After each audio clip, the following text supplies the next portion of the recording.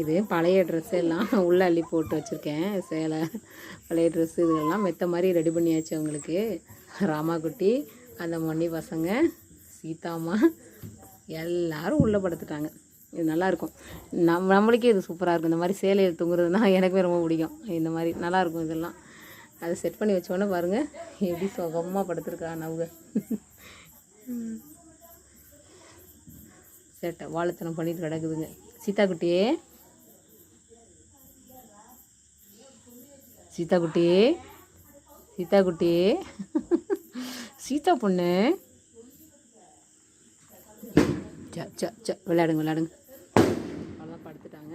இந்த அவ்வளோ இது வெடி போட்டுட்ருக்காங்க கார்த்திகைனால். நான் இந்த கதை அடைச்சிருவேன். வெளில பாத்ரூம் போகிறாலும் எங்கிட்ட போய்க்கிடலாம், இல்லைங்கன்னா கூட போனாலும் பிரச்சனை இல்லை, நான் எடுத்துக்கிடுவேன். ஏதோ உள்ளே அவனுங்க நல்லா படுத்து தூங்குனா சரி. எப்படி விளையாடுது வரும்.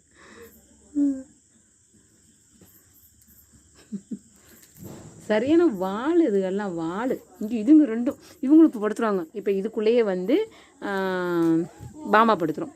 குரு படுக்காது. குரு ஒரு பைத்தியம். என்னப்பா என்னடா இப்படி தான் ஏதாவது பண்ணிட்டு கிடக்கும். வரவும் செய்யாது, தூக்கவும் விடாது. இப்படி தான் ஏதாவது ஒன்று முழங்கிக்கிட்டே இருக்கும். தள்ளுங்கடா, அம்மா பார்க்கணும்.